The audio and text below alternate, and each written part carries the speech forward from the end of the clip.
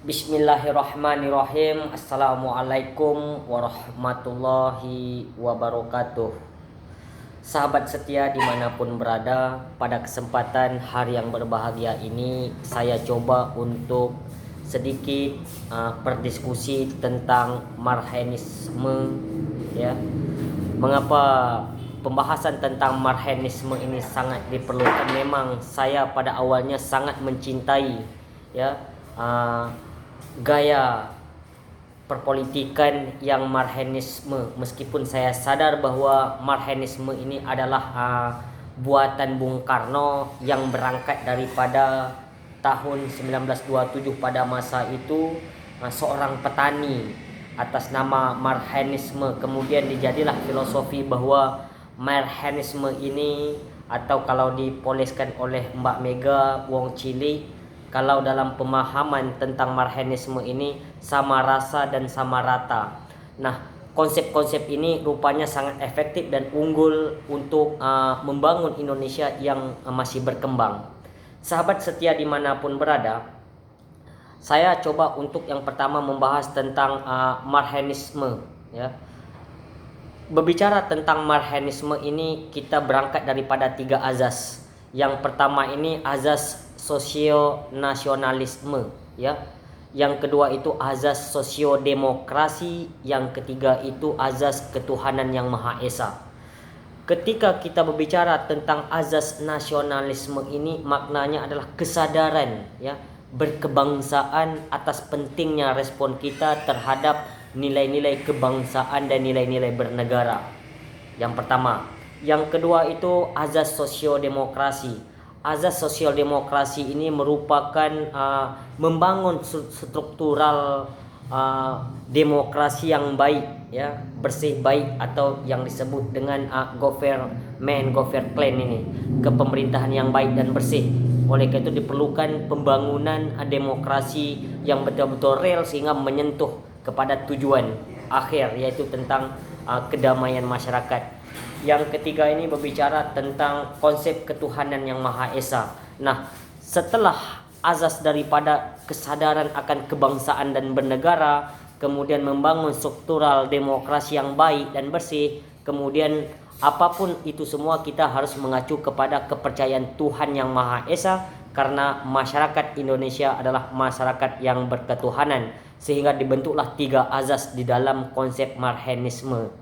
Marhenisme ini artinya bagaimana, ya, keadilan yang kita rasakan antara masyarakat dengan pemerintah atau masyarakat dengan pengusaha, saling kebersamaan, yang disebut inti daripada marhenisme ini adalah sama rata dan sama rasa.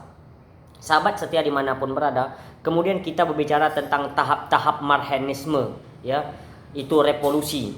Nah, di dalam revolusi ini kita berbicara tentang tahap-tahap. Yang pertama itu berbicara tentang tahap nasionalisme demokrasi, yaitu bagaimana menjadikan kepribadian kita, menjadikan negara kita yang berdaulat dan merdeka seutuhnya. Ini yang dikatakan oleh Bung Karno ini, merdeka yang sesungguh-sungguhnya, ya, atau berdaulat yang semurni-murninya. Yang kedua tahapannya yaitu sosialisme Indonesia, ya. Ini berbicara tentang bagaimana menciptakan suasana masyarakat yang adil dan beradab. Ini disebut dengan tahap sosialisme Indonesia. Yang ketiga yaitu bagaimana menjadikan masyarakat dunia baru, yaitu tentang supaya kita menjadi manusia Indonesia yang baru itu kita butuh untuk menjadi aktornya dunia. Kita menjadi prinsip yang mampu menjadi diri kita itu diri yang tangguh, punya kekuatan. Tentunya kita boleh menjadi pahlawannya dunia ketika kita sudah merdeka yang sesungguhnya atau berdaulat, kemudian masyarakat kita sudah maju, adil dan tentram, baru kita bisa untuk tangguh dalam menjadikan negara kita atau kepribadian masyarakatnya itu yang bisa terbilang gemilang dan cemerlang untuk bersama negara lain. Yang selanjutnya prinsip perjuangan marhenisme. Prinsip perjuangan marhenisme ini kita yang pertama berbicara tentang non kooperasi, ya. Non kooperasi ini yaitu konsepnya adalah jangan kerjasama kepada penjajah, ya. Kemudian tidak perlu kita membangun MOU kepada orang yang memusuhi kita. Ini konsep atau prinsip Marhaenisme yang dicetuskan oleh Bung Karno. Yang selanjutnya yaitu Massorforming, ya. Performing ini artinya menyusun kekuatan, bagaimana sumber daya alam, sumber daya manusia yang kita miliki, kita susun kekuatan. Apa-apa saja kualitas pada dirinya, apa-apa saja sumber daya alam yang bisa kita produksikan sehingga mampu memperkaya, ya, masyarakat kita, memperkaya negara kita sehingga negara kita bisa maju. Kemudian yang ketiga yaitu masa aksi. Setelah non kooperasi, kemudian McFarming, kemudian masa aksi. Nah, masa aksi ini berbicara tentang gerak bersama, gotong royong yang kita jalankan untuk memajukan negara, ya, kerjasama. Kemudian yang selanjutnya yaitu radikalisme. Radikalisme ini baru-baru ini menjadi catatan bahwa seakan-akan miniatur daripada terorisme. Padahal Bung Karno itu sendiri berkaca kepada ilmu Marhaenisme, dia perlu yang disebut dengan radikalisme. Radikal yang dimaksudkan Bung Karno ini adalah bagaimana kerja keras, kerja serius, ya, sampailah kepada tahap-tahap yang mentok gitu. Makna kerja keras, kerja serius, fokus, konsisten, komitmen, inilah yang disebut dengan radikalisme oleh Bung Karno dalam bekerja bagaimana memajukan masyarakatnya, memajukan negara Indonesia ini. Kemudian kita berbicara tentang self help. Self help ini kita berbicara tentang mampu melayani atau kebutuhan sendiri, kepribadian yang kita miliki, kemudian ekonomi yang kita kuasai sehingga kita bisa mandiri, ya, bisa melayani diri kita sendiri sehingga kita baru mampu untuk membangun negara atau menjadi orang yang terbilang di negara luar. Ini konsep Marhaenisme yang diinginkan oleh Bung Karno. Yang selanjutnya yaitu chef-relier, ya. Chef-relier ini adalah percaya diri. Nah, apa artinya sumber daya alam yang kita punya, sumber daya manusia yang kita miliki, kemudian mandiri kita. Tapi kalau kita tidak punya percaya diri, oleh karena itu percaya diri di dalam konsep Marhaenisme ini sangat dibutuhkan untuk memajukan negara, bangsa dan agama kita. Yang selanjutnya cara pengembangan, ya. Konsep pengembangan Marhaenisme yang dituangkan oleh Bung Karno ini itu yang pertama itu tentang konsep Trisakti, ya. Trisakti ini maknanya berdaulat di bidang politik, ya, berdikari di bidang ekonomi dan mempunyai kepribadian dalam berkebudayaan. Nah, pertama berdikari di bidang ekonomi ini artinya bagaimana kita bisa berdiri di atas kaki kita sendiri. Kalau berbicara tentang kepribadian yang berkebudayaan ini, bagaimana kita menggerakkan cipta, rasa dan karsa di dalam kepribadian kita antar suku, antar agama di bawah payung NKRI yang tercinta ini. Sahabat setia dimanapun berada, kemudian kita berbicara tentang pengembangan Pancasila, Trisila dan Ekasila untuk menjawantahkan nilai-nilai Marhaenisme itu sendiri. Nah, adapun Pancasila yang kita kenal, yang pertama ketuhanan yang Maha Esa, kemudian kedua itu kemanusiaan yang adil dan beradab, ketiga itu kesatuan Indonesia, keempat kerakyatan yang dipimpin oleh hikmah dalam permusyawaratan dan keadilan, ya. Kemudian baru kita bicara tentang keadilan sosial bagi seluruh rakyat Indonesia. Ini adalah konsep pengembangan Pancasila yang diterapkan lahir daripada pemikiran Marhaenisme itu sendiri. Sehingga pada masa Indonesia merdeka maka tercetuslah 3 partai. Ada namanya PNI, ada namanya PRI, ya. PRI ini Partai Kedaulatan Rakyat, kemudian PI Partai Indonesia, kemudian PNI Partai Nasional Indonesia. Di dalam partai ini punya platform.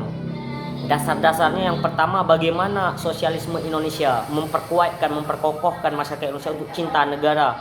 Kemudian bagaimana mengembangkan anti imperialisme dan kapitalisme oleh masyarakat Indonesia. Kemudian bagaimana mendudukkan hak-hak imperial, hak-hak vital di ekonomi negara sehingga kekayaan seluruh yang dimiliki oleh Indonesia punya investor, aset, ya. Kemudian bagaimana memegang kendali kepemerintahan oleh orang-orang Marhaenisme. Ini konsep yang diinginkan oleh partai 3 tadi yang dicetus oleh Marhaenisme. Kemudian bagaimana mengusahakan masyarakat, ya, yang sama rata dan sama rasa ini meraih keadilan. Kemudian bagaimana perjuangan menantang, nah berbicara tentang perjuangan menantang imperialisme dan kapitalisme. Ini keinginan-keinginan yang dicetus oleh partai ya, sehingga untuk membangun sebuah negara yang adil dan beradab itu. Kemudian kita kenal dengan yang namanya retoring. Retoring ini konsep Marxisme yang bersifat praktis ya.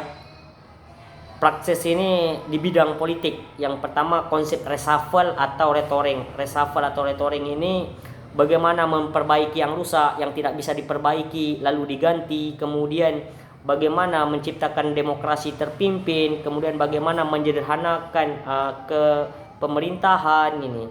Konsep-konsep yang diterapkan di dalam praksis Marxisme di bidang politik.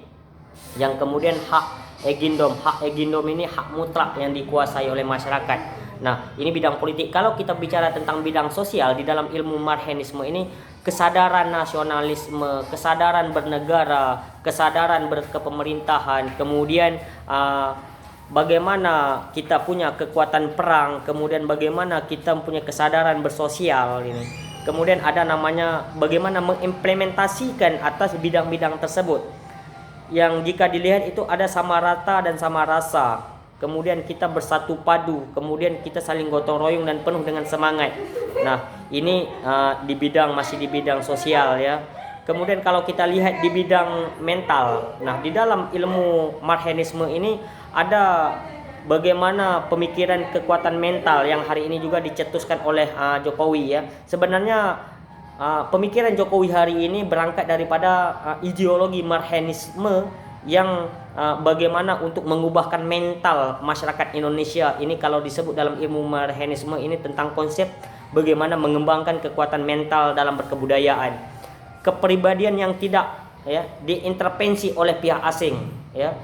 Suku apapun dia, agama apapun dia, ketika dia hidup di Indonesia maka dia dalam satu tatanan masyarakat Indonesia. Kemudian ketika dia hidup di Indonesia maka dia adalah orang Indonesia. Sehingga kita punya bahasa satu, punya agama yang satu yaitu tentang berketuhanan. Kemudian kita bisa bertumpah darah satu yaitu tanah air Indonesia. Ini yang disebut dengan Sumpah Pemuda itu.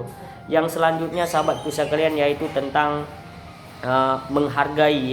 menghargai kreativitas dan inovasi, kreasi dan sosialisasi dalam berkepribadian. Ini langkah-langkah kita untuk mengangkatkan marwah tentang mental berkebudayaan yang dicetuskan oleh pemikiran Marxisme oleh Bung Karno.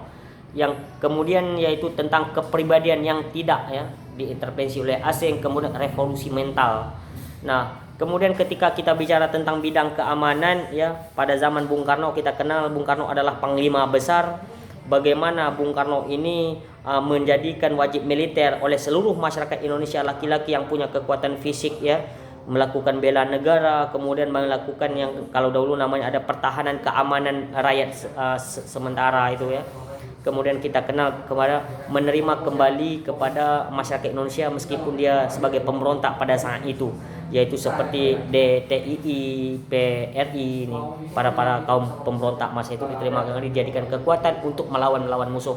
Ini adalah konsep utama daripada ilmu Marxisme dan filsafat Marxisme. Mudah-mudahan bisa dimengerti sahabatku sekalian. Yang salah datangnya dari saya, yang benarnya dari Allah Subhanahu wa taala dan Tuhan Yang Maha Esa. Wallahul muwaffiq. Wassalamualaikum warahmatullahi wabarakatuh.